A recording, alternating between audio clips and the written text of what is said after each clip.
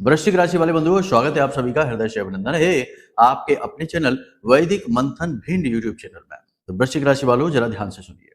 अब सारा खेल पलट जाएगा। कुछ ऐसा विशेष आपकी कुंडली में हो रहा है जिसे यदि आपने समझ लिया और उसके अनुसार अपने जीवन में कुछ छोटे मोटे बदलाव भी कर लिए तो अब बड़ी से बड़ी मुसीबत भी आपका कुछ बिगाड़ नहीं पाएगी। परेशानियों से मुक्ति 100% प्राप्त होगी और एक बात निश्चित है कि पैसा बहुत आएगा, यानी अपॉर्चुनिटी बहुत बड़ी आने वाली है। अगले 3 से 5 दिनों में ग्रहों का कुछ ऐसा खेल हो रहा है जो बड़ा विचित्र है। इस खेल को समझ लो और इस खेल के अनुसार जीवन में क्या बदलाव लाने हैं ये भी जान लो। कोई नहीं बताएगा, सब भागते भागते बोलते हैं, जल्दबाजी में चिकनी चुपड़ी बातें करके निकल जाते हैं। बड़ी बातें, गहरी बातें, ठोस बातें कोई नहीं कहता, क्योंकि वहां जाने में परेशानी है। वहां जाने पर थोड़ी सी बुराई मिल सकती है, क्योंकि सत्य बात बोलेंगे तो कड़वाहट भी आएगी, वाणी भी कठोर होगी, क्योंकि सत्य इस कलयुग में बड़ा कठिन है, दुर्लभ है। हम वही करेंगे, सत्य बोलेंगे, जो बोलेंगे ग्रहों के अनुसार बोलेंगे। महामाई की कृपा है, जो उनकी अनुभूतियां हैं वो आपको बताएंगे। माई के दिए गए वचन और संदेश आप तक पहुंचाएंगे। आपको मन को कठोर करके, हृदय को मजबूत करके इस कार्यक्रम को देखना है। कुछ बातें कठोर कड़वी होंगी, कुछ बातें बहुत अच्छी होंगी, बहुत ही सुंदर होंगी, सुनने में आनंद आएगा। लेकिन एक बात निश्चित है कि चाहे कठोर हो और चाहे सुगम हो, लेकिन मार्ग अवश्य मिलेगा। हजारों लोगों को हमारे कार्यक्रम देखने से मार्ग प्राप्त हुए हैं, परेशानियों से मुक्ति के। आपको भी मिलेगा। यदि अब तक आपको लाभ माई की कृपा का मिल नहीं पाया है तो अब तैयार हो जाइए, कृपा प्राप्त करने का समय आ गया है। याद रखना कि देवी देवता भी केवल बोलने से, हे माँ हमारी सुनो, हे प्रभु हमारा कल्याण करो, इस तरह कहने से बात नहीं बनती। 2-3 बातें अनुकूल होनी चाहिए। पहला तो भाव प्रगाढ़ होना चाहिए। कोरी कोरी बातें करने से काम नहीं चलता कि हवाबाजी कर ली और अंदर ही अंदर मन में मैल भरा है, उल्टी सीधी बातें चल रही हैं। कुतर्क वितर्क भी खूब कर लेते हैं। वैसे तो भगवान को मानते हैं, लेकिन जब समाज में बैठकर प्रपंच करने का समय आए तो खूब कुतर्क कर लेते हैं। भगवान की भी छीछा लेदर करने में मजा आ जाता है, खूब रस मिलता है इन बातों में। यानी कि खुद ही कंफ्यूज हैं और भ्रमित स्थिति में जी रहे हैं तो भगवान का साथ कैसे मिलेगा। भगवान तो क्लियरिटी, स्पष्टता में रहते हैं, स्वच्छता में रहते हैं, एक वाद में रहते हैं, अनेक वाद में नहीं। तो कहने का मतलब यह है कि जब तक आपका मन पवित्र स्वच्छ नहीं होगा और एकात्म नहीं महसूस करेंगे ईश्वर के साथ, भगवान कुछ भी नहीं सुनेंगे। खूब चिल्लाते रहिए, मंदिर जाते रहिए, कुछ भी नहीं होगा। पहली चीज ये। दूसरी चीज ये है कि गुरु का आशीर्वाद भी होना अनिवार्य है। ये नहीं कि जब तक गुरु की बातें अच्छी लग रही हैं तब तक तो गुरु बहुत अच्छे हैं, और जिस दिन गुरु ने थोड़ी कड़वी बात कहनी शुरू कर दी, कठोरता दिखानी शुरू कर दी, पाबंदियां लगानी शुरू कर दी, उसी दिन से गुरु बुरे हो गए। गुरु के बारे में अनाप शनाप बातें शुरू हो गई। अरे हमें नहीं सुननी इनकी बात, ये तो कुछ भी कहते हैं, इनका दिमाग खराब है। इस तरीके की बातें करेंगे तो जब गुरु के प्रति भावहीन हो गए तो भगवान के प्रति क्या भाव लगाएंगे। तो भगवान नहीं सुनेंगे, चाहे कितना ही जोर लगा लें आप, ठीक है ना। क्योंकि गुरु वो मार्ग है जो भगवान तक पहुंचाने का कार्य करते हैं। उस रास्ते पर चलना ही पड़ेगा, गुरु को समर्पण, ठीक है। और तीसरी, ग्रहों का अनुकूल हो जाना। क्योंकि ग्रह अनुकूल नहीं है, प्रतिकूल स्थितियों में है तो कितना ही कुछ भी करते रहिए, विफलता रहेगी। क्यों? कारण है इसका। कारण यह है कि निगेटिविटी। अब शनि और चंद्र का विष दोष यदि कुंडली में बना है तो निगेटिव स्थिति है, पूजा पाठ लगेगी नहीं। शनि और केतु का योग बना है तो ये आपके सारे पुण्य कर्मों को सूख जाएगा। ऐसा लगेगा कोई प्रेत पिशाच साथ में घूम रहा है। कोई नेगेटिव एनर्जी है जो सब कुछ सूख जाना चाहती है, आपके जीवन को भी समाप्त कर देना चाहती है। दूसरे के कर्मों की सजा आपको मिलेगी। आप चाहे कितने ही अच्छे बने रहिए, दुख मिलते रहेंगे। शनि राहु साथ है, गुरु राहु साथ है, मंगल राहु साथ है। बहुत सारी स्थितियां ऐसी हैं जो यदि जन्म पत्री में बन के बैठी हैं या गोचर में भी बन गई हैं तो कोई पूजा पाठ फलित नहीं होगी, चाहे कुछ भी कर लेना। तो कहने का मतलब यह है कि देखो, सारी बातें कौन बताएगा? गुरु बताएंगे। सारी बातें आप खुद तो जान नहीं पाएंगे कि भैया इतना सारा शास्त्रों का अध्ययन और दुनिया भर का ज्ञान इकट्ठा करेंगे तो कमाएंगे कब, जाएंगे कब, घर गृहस्थी कब देखेंगे। तो इसके लिए गुरु को साथ पकड़ा जाता है, गुरु के साथ रहा जाता है, गुरु की बात मानी जाती है। तो जो बात हम कह रहे हैं इसे समझ लेना। अब चाहे आप हमको गुरु माने या ना माने, लेकिन कम से कम इस पक्ष के हिसाब से तो सुन ही लेना कि धर्म की बात हो रही है, आध्यात्मिकता की बात हो रही है, शुद्ध बातें हो रही हैं, सत्संग हो रहा है। और सत्संग होना ही चाहिए। बिन सत्संग विवेक ना हुई। जब सत्संग नहीं है तो विवेक कहां से जागेगा? विवेक मतलब कि चेतना की जागृति, उन्नति और धर्म को समझना, जीवन को समझना। तो ये सारी बातें आज के इस कार्यक्रम में आपको हम बताएंगे। ग्रह की वो स्थितियां आपको बताएंगे जो विशेष लाभ देने वाली हैं। आपको अपॉर्चुनिटी आएंगी, आकस्मिक आएंगे, लेकिन धोखे भी आएंगे। तो ये ग्रह स्थितियां जान लो और कुछ जरूरी उपाय क्रियाएं बताएंगे जिन्हें आज से ही करना प्रारंभ कर दो। अगले 3 से 5 दिनों में बड़ी घटनाएं घटने वाली हैं। बहुत कुछ बदलने वाला है जीवन में, बहुत कुछ अच्छा होने वाला है। यदि लापरवाह रहे तो याद रखना कि अच्छाई के साथ ही बुराई चलती है। ठीक है, दिया तले ही अंधेरा होता है। दिया चारों तरफ प्रकाश फैलाएगा लेकिन उसके नीचे अंधेरा होगा। तो ये मत सोचना कि कोई कहता है कि अच्छा समय आ गया तो अब खुश हो जाएंगे। नहीं, वाह आनंद आएगा। नहीं, अच्छा समय आ गया तो साथ में बुराई भी लेकर आया है। हर अच्छाई के साथ यही रहता है। दुनिया भर की धन दौलत आ गई, आकस्मिक धन दौलत आ गई तो समझो बर्बादी भी आ गई। चरित्र इतना गिरा देती है आकस्मिक आने वाली जो अपॉर्चुनिटी यानी खुशियां हैं, धन दौलत है, कामयाबियां हैं, कि इंसान फिर कभी उठ ही नहीं पाता। तमाम उदाहरण आपने देखे होंगे जो रातों रात करोड़पति बन गए, रातों रात कामयाब हो गए और बाद में उनका नामो निशान ही मिट गया, लोग उनके बारे में भूल ही गए। तो ऐसे क्यों होता है? ऐसे इसीलिए तो होता है क्योंकि धर्म नहीं है उनके पास, समझ नहीं है चीजों की। समझ उत्पन्न होती है तो चीजें धीरे धीरे उपलब्ध होती हैं, लेकिन टिकाऊ होती हैं। आज का यह कार्यक्रम बेहद महत्वपूर्ण है। इस कार्यक्रम में 4 बातें हैं जिन पर हम बात करेंगे। पहला, शुभ ग्रह स्थितियां जो जीवन को बदलने वाली हैं, बड़े बदलाव लाने वाली हैं। दूसरा, आपको अपने जीवन, अपने घर में कुछ विशेष बदलाव करने हैं, तब आप इन ग्रह स्थितियों का लाभ ले पाएंगे। देखो, करना तो पड़ेगा, प्रयास तो करना ही पड़ेगा। भगवान आपके घर आए, कोई मेहमान ही आपके घर आ जाता है तो घर में तैयारियां करते हैं कि नहीं? अरे मेहमान आने वाले हैं, उन्हें चाय किस कप में देंगे, किस थाली में, किस प्लेट में भोजन कराएंगे, किस जगह बिठाएंगे। तो ऐसे ही जब शुभ ग्रहों की पॉजिटिविटी आएगी तो कहते हैं ईश्वर की कृपा आ रही है, आशीर्वाद आ रहा है। तो तैयारियां नहीं करोगे, ऐसे ही मिल जाएगा सब कुछ, तो वो तैयारियां कर लेना। देखो, हमारी बातों को अनर्गल ना लेना, शब्दों को पकड़ना नहीं, भावनाओं को समझना कि हम क्या कहना चाहते हैं। तो तैयारियां क्या करनी है इसके विषय में बताएंगे। कुछ विशेष सावधानियां हैं जो आपको करनी होंगी इसके विषय में बताएंगे।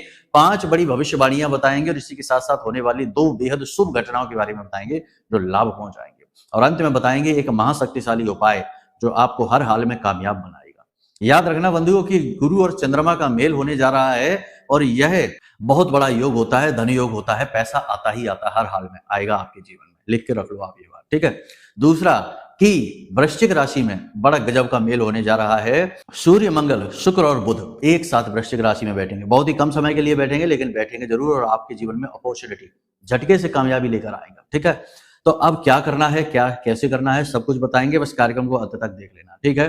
ठंडे दिमाग से कार्यक्रम को देखना, कुछ समय देना और आप फिर बदलाव भी जीवन में लेकर आना और फिर बात करते हैं कि क्या हुआ, अच्छा हुआ कि नहीं हुआ, ठीक है।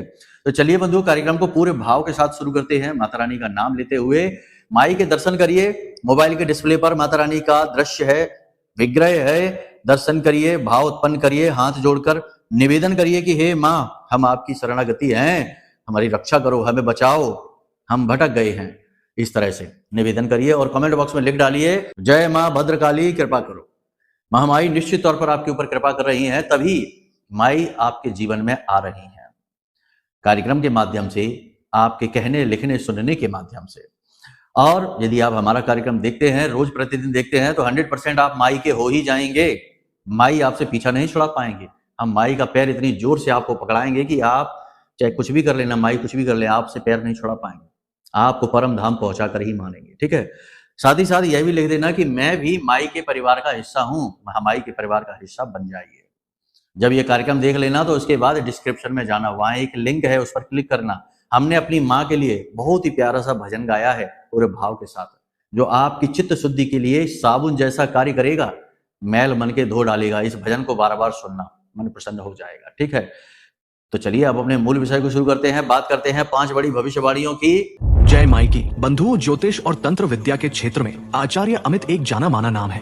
पूज्य गुरुदेव के साधनाओं और ज्योतिष विद्या के अनुभव बेहद दिव्य है। जी हाँ, पूज्य गुरुदेव ने जिसकी भी कुंडली का विश्लेषण किया और कुंडली के अनुसार उसे सटीक उपाय व महामाई माँ बगलामुखी की विशेष कृपा दी, उसके जीवन में सकारात्मक बदलाव तो आ ही है। फिर चाहे समस्या कितनी ही कठिन क्यों ना हो, समाधान तो अवश्य हुआ है। अब ऐसे में यदि आप भी अपने जीवन की किसी बड़ी समस्या से जूझ रहे हैं, जैसे कि कर्जा बढ़ता ही जा रहा है, काम धंधा और व्यापार सब रुक चुका है, रिश्ते नातों में तनाव हद से ज्यादा बढ़ गया है, पूरा जीवन ही नकारात्मकताओं से भर गया है, तो ऐसे में यही सही समय है जब आप श्रेष्ठ गुरु से मार्गदर्शन प्राप्त करें और जीवन के अंधकार को समाप्त कर दिव्य प्रकाश की ओर कदम बढ़ाएं। वीडियो में दिए गए नंबरों पर तुरंत संपर्क करिए और अपनी कुंडली का विश्लेषण व समाधान पूज्य गुरुदेव के द्वारा करवा लीजिए। देर ना करें, आपके देवी देवताओं के आशीर्वाद से ये मौका खुद चलकर आपके पास आया है, इसे गंवाना नहीं है।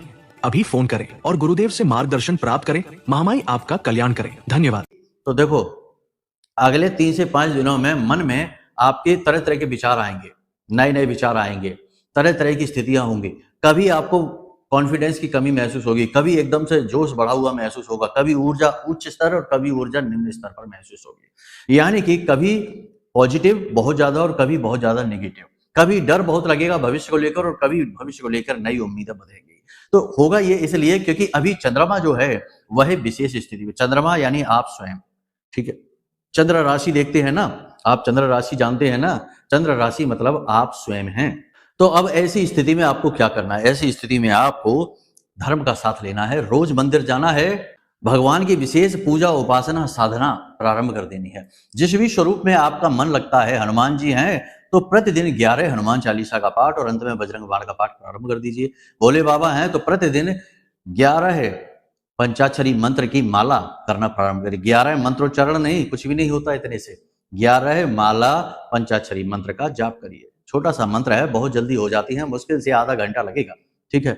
और इसी प्रकार से आपको जिस भी देवी देवता में भाव है उनका कोई विशेष अनुष्ठान उठा लीजिए। ये समय बहुत ही शुभ है, बहुत ही अच्छी घटनाएं लेकर आएगा, लेकिन साथ ही साथ अशुभ भी है।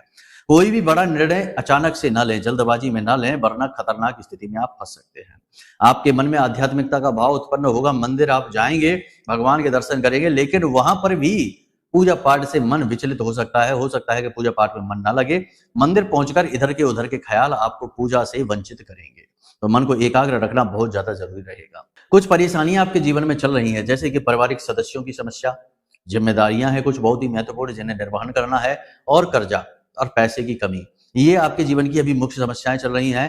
थोड़ा इन समस्याओं के बारे में सोच सोचकर आपको भय लगेगा, डर लगेगा। जीवन साथी के स्वास्थ्य को लेकर आपको चिंता महसूस होगी, लेकिन कहीं ना कहीं कुछ ना कुछ सुधार भी प्रारंभ हो चुका है, तो इस बात से थोड़ा संतोष भी रहेगा। विवाह योग्य जो जातक हैं उनके विवाह तय हो जाएंगे, ये बात निश्चित है। जो बेरोजगार बैठे हैं उन्हें नौकरी 100% मिलने वाली है। अगले 3 से 5 दिनों में तैयारी कर लो, लेकिन मेहनत करना होगा। ये नहीं कि हाथ पे हाथ धरे बैठे हैं, गुरुजी ने कह दिया कि नौकरी लगेगी तो अब बस नौकरी लग जाएगी, मौज करो बैठो। नहीं, घर पर नहीं आएगी, चलकर आपको जाना पड़ेगा, सुदामा जी की तरह। बेशक भगवान से लौ लगी है, भगवान के परम मित्र भी हैं, लेकिन ऐसा नहीं कि भगवान खुद चल के आ जाएंगे आपके घर, नहीं, आपको जाना पड़ेगा। एक बार आप जाएंगे, उसके बाद फिर देखिए कि भगवान कैसे आपका साथ देते हैं, ठीक है।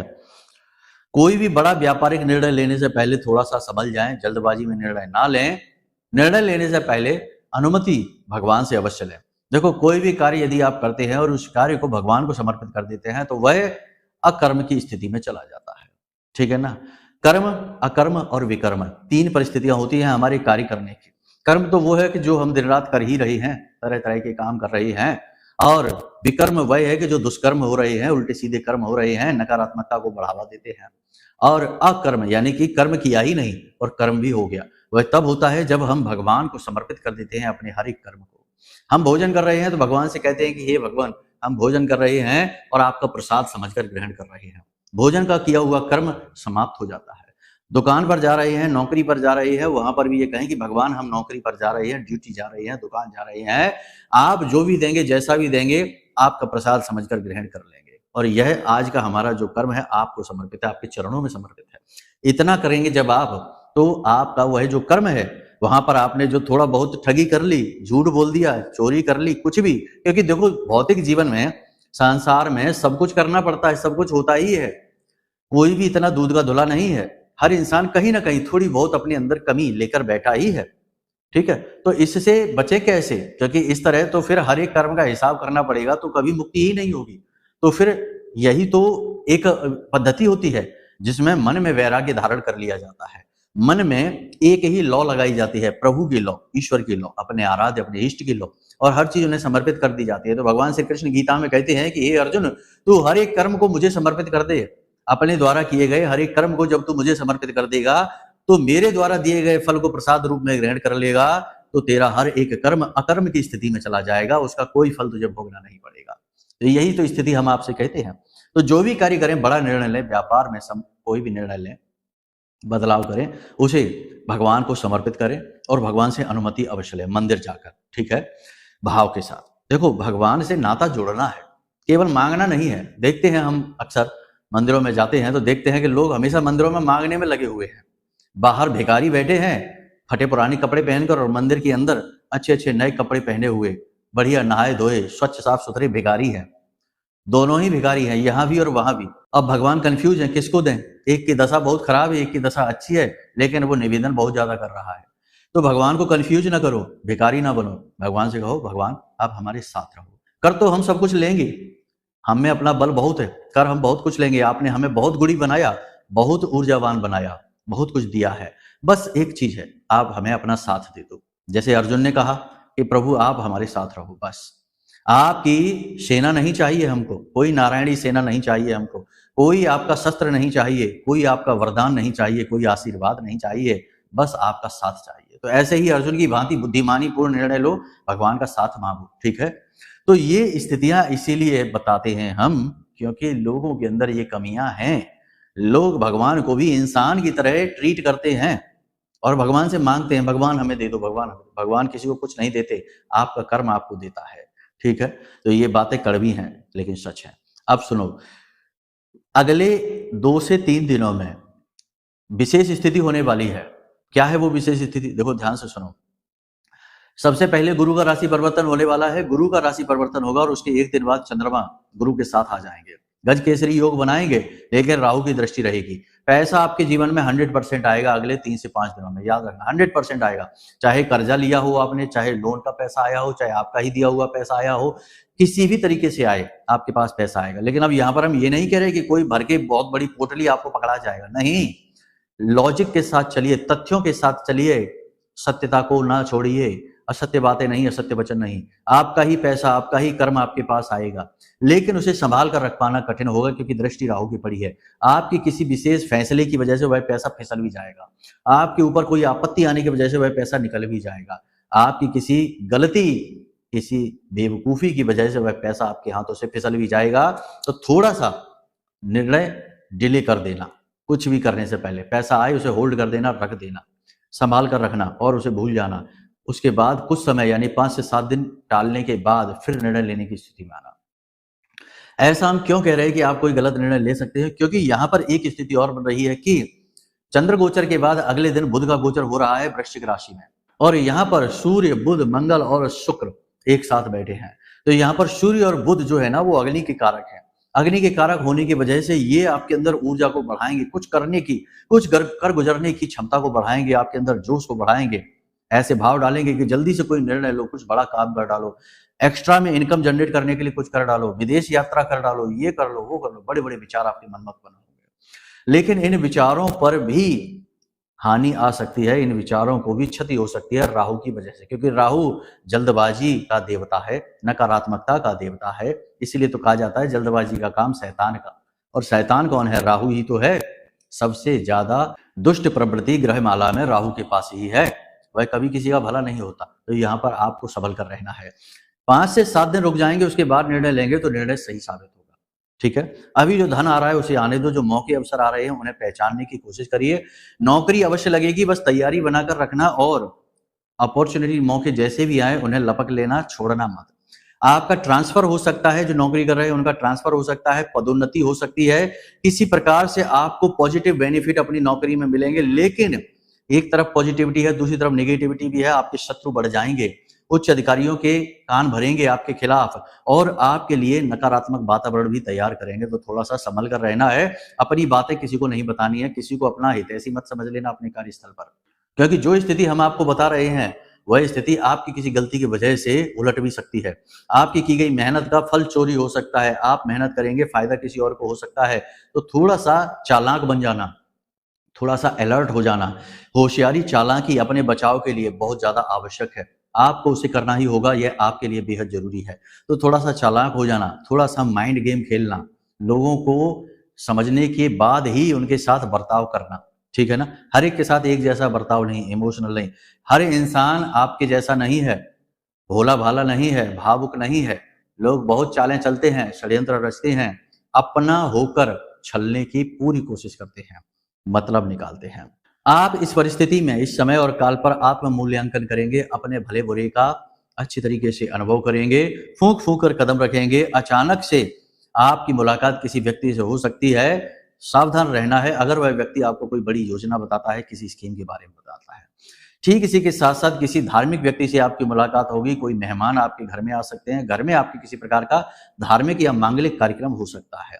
विवाह योग्य जो व्यक्ति हैं उनके लिए खुशखबरी आपको प्राप्त हो सकती है, विवाह उनका ठहर सकता है, तय हो सकता है, आपके घर में, आपके परिवार में आपके भाई बहनों के साथ में थोड़ा तनाव हो सकता है, प्रॉपर्टी को लेकर या पैसों के हिसाब किताब को लेकर थोड़ी सी स्थिति बिगड़ सकती है। तनाव से बचने के लिए आपको बड़ी बुद्धिमानी से बोलना होगा। आपके द्वारा कही गई बातों को अनर्गल लिया जाएगा, उल्टी सीधे मतलब निकाले जाएंगे। परिवार में चाहे कितना ही पॉजिटिव वातावरण हो, कितना ही अच्छा वातावरण हो, लेकिन कहीं ना कहीं आपको इग्नोर किया जाएगा। आपको ऐसा लगेगा जैसे कि आपसे केवल अपना मतलब निकाला जा रहा है और आपसे दूरी बनाई जा रही है, आपकी अनदेखी की जा रही है। जो लोग विदेश जाना चाहते हैं उनके बारे में अच्छी खबर है, वो विदेश जा सकते हैं, अवसर बनेंगे। लेकिन विदेश जाने से पहले, कोई बड़ा कार्य करने से पहले अपनी कुंडली जरूर दिखा लो, क्योंकि होता यह है कि कई बार आपकी कुंडली सपोर्ट नहीं कर रही और आप उस कार्य को कर डालते हैं और बाद में बहुत लॉस हो जाता है। खूब दिमाग लगाने के बाद, पैसा लगाने के बाद, सारे संसाधन लगाने के बाद भी लॉस हो जाता है। अब आप खुद सोचोगे, क्या कोई ऐसा व्यक्ति है जो ये सोचकर काम करता है कि हम बहुत सारा लॉस उठाएंगे, कर्जा हो जाएगा हमारे ऊपर और हमारी जिंदगी बर्बाद हो जाएगी? ये सोचकर तो कोई कार्य करता नहीं। तब भी ऐसा होता है। क्यों होता है? क्योंकि लोग वो काम करने लगते हैं जो उनकी कुंडली सपोर्ट नहीं करती है और फिर वो फंस जाते हैं। और ऐसा वो क्यों करते हैं? ऐसा भी करते हैं, इसका कारण ये है कि प्रभाव में आकर, या तो कोई आपके पास आसपास ऐसा व्यक्ति है जो आपको प्रेरित कर देता है, या कोई व्यक्ति आपके साथ गेम यानी दिमागी खेल खेल देता है आपको फंसाने के लिए, अपना मतलब निकालने के लिए, या कोई आपको सीढ़ी बनाकर प्रयोग करता है, आपको सीढ़ी बनाकर आगे बढ़ जाता है और आप फिसल जाते हैं, नीचे गिर जाते हैं। तो ऐसी स्थितियां बनती तब है जब आपको अपने ग्रह नक्षत्रों का ज्ञान नहीं, कुंडली का ज्ञान नहीं, महादशा अंतरदशा का ज्ञान नहीं, पाप ग्रह दोषों का ज्ञान नहीं है। तो ये जरूर करो, अपनी कुंडली आज ही दिखाओ। कुंडली दिखाएंगे तो बहुत सारी चीजों से, मुसीबतों से बच जाएंगे और बहुत सारी अपॉर्चुनिटी जीवन में खुद खींच कर लेकर आएंगे। याद रखना कि आपको भगवान ने सारी शक्तियां दे रखी हैं, इसीलिए तो अहम ब्रह्मास्मि का भाव हमारे वेदों में लिखा गया है, क्योंकि भगवान ने आपको ब्रह्म तुल्य ही शक्तियां दी हैं और आपके अंदर जो जीव बैठा है वह भी ब्रह्म का ही एक स्वरूप है। उस ब्रह्म रूपी बड़े दिए से आप जलने वाले छोटे दिए हैं, तो आपके अंदर भी वही अग्नि है, वही जीव है। तो कहने का मतलब यह है कि ईश्वर की शक्तियों का आप प्रयोग कैसे कर पाएंगे? जब आपको सद्बुद्धि आएगी। ये जो ज्योतिष है, ये जो ग्रह नक्षत्र हैं, ये सब क्या है? ये ब्रह्म का ज्ञान ही तो है। वेदों का ज्ञान क्या है? ब्रह्म का ज्ञान ही तो है। और ज्योतिष तो एक जागृत शास्त्र है, आज के कल और समय की भी गणनाएं करता है, तो आज के समय से रिलेवेंट है। तो कहने का मतलब यह है कि अपनी कुंडली दिखाएंगे तो बहुत कुछ पा जाएंगे और बहुत सारी मुसीबतों से बच जाएंगे। ठीक है, कुंडली दिखाइए। साथ ही साथ महामाई का यह महारक्षा कवच है, जो हमने आप जैसे लोगों के लिए, जो लंबे समय से एक ही तरीके की समस्या से जूझ रहे हैं और बहुत नेगेटिविटी जीवन में महसूस करते हैं कि भाई हर बात में अड़चन, हर बात में रुकावट। 100 लोग किसी बात में जाएंगे, किसी कार्य में जाएंगे, 99 कामयाब और आप असफल। तो हर बात में असफलता, रुकावट अगर आप महसूस करते हैं तो यह महारक्षा कवच आपके लिए संजीवनी बूटी के समान है। हमारी साधना की शक्ति, बल इसमें समाहित है। महामाई के सिद्ध मंत्रों से यह जागृत है, अभिमंत्रित है। ठीक है, तो इस रक्षा कवच को आप मंगाएंगे, आप इसका प्रभाव महसूस करेंगे। तो कुंडली आकलन कराइए, महारक्षा कवच मंगाइए और उद्धार पा जाइए, देवी शक्ति आपके साथ आ जाएगी। ठीक है, इन चीजों को आपने समझ लिया।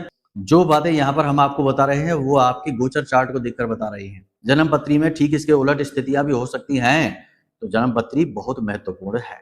ठीक है, सबसे पहली चीज आप ये करो, आज जब आप इस कार्यक्रम को देख रहे हैं तो कल ही आप ये कर लेना कि ईशान कोण में चांदी के पात्र में हल्दी मिले चावल रखो।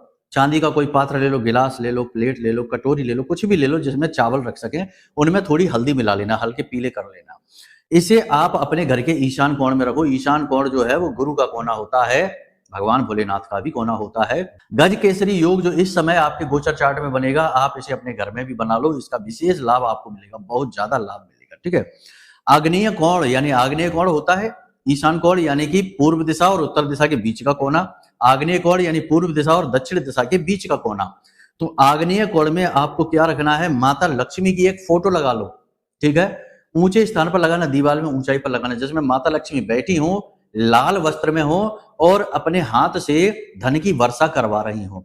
ऐसी फोटो आग्नेय कोण में आप लगा लो, बहुत ज्यादा आवश्यक है, क्योंकि भाई शुक्र का कोना होता है, शुक्र एक्टिवेट हो जाएगा। शुक्र को माता लक्ष्मी का ही स्वरूप माना जाता है। इसी प्रकार वायव्य कोण, वायव्य कोण क्या है? वायव्य कोण समझो कि जो उत्तर दिशा है और पश्चिम दिशा है, उसके बीच का जो कोना है, वहां पर आप एक पात्र रखो, पीतल का लोटा एक रख लो, उसमें जल, स्वच्छ जल भरिए और उस स्वच्छ जल में एक लौंग का जोड़ा, एक इलायची का जोड़ा, 4 काली मिर्च और एक जायफल कूट कर, तोड़कर उसमें डाल दो, पीस कर उसमें डाल दो और उसके बाद आप इसे वहां रख दो 24 घंटे के लिए।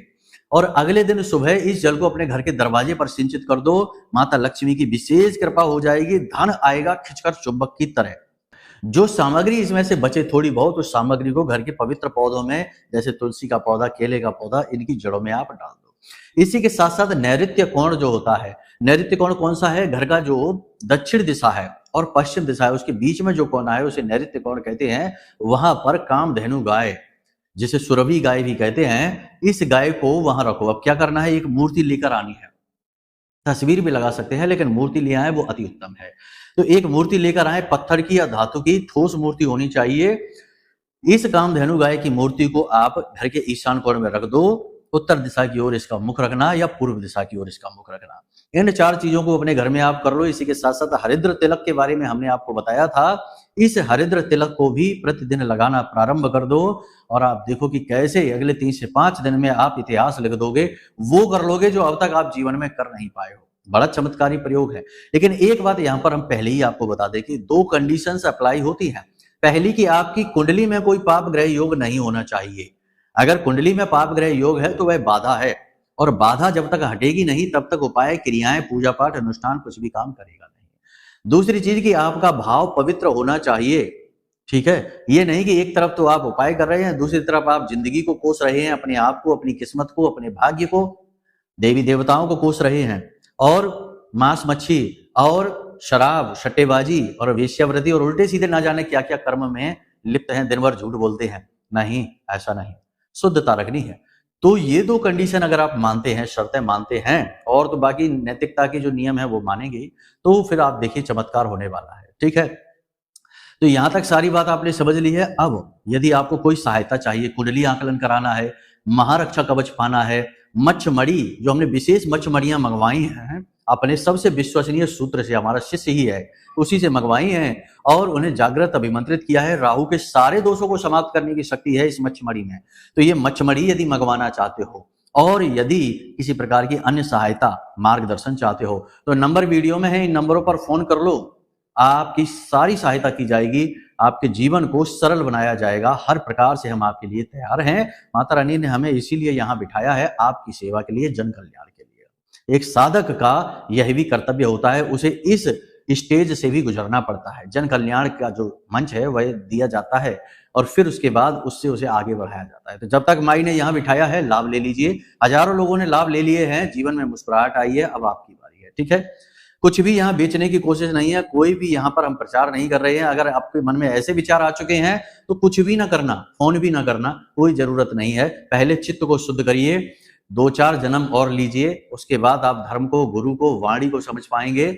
फिर अगर माई ने आपका हमारा सामना कराया तो मार्गदर्शन ले लेना, कोई बात नहीं, ठीक है। तो चलिए बंधुओं, आज के कार्यक्रम को यहीं विराम देते हैं। हमेशा पॉजिटिव रहिए, अपने आप को देखिए, भगवान ने आपको क्या क्या दिया है। भगवान को हमेशा आभार व्यक्त करिए, धन्यवाद जरूर दीजिए जो भी कुछ आपको मिला है। कम से कम स्वस्थ शरीर तो मिला है इसी के लिए, ठीक है। अब दूसरा कि अपने भाव को जितना हो सके उतना पवित्र रखिए।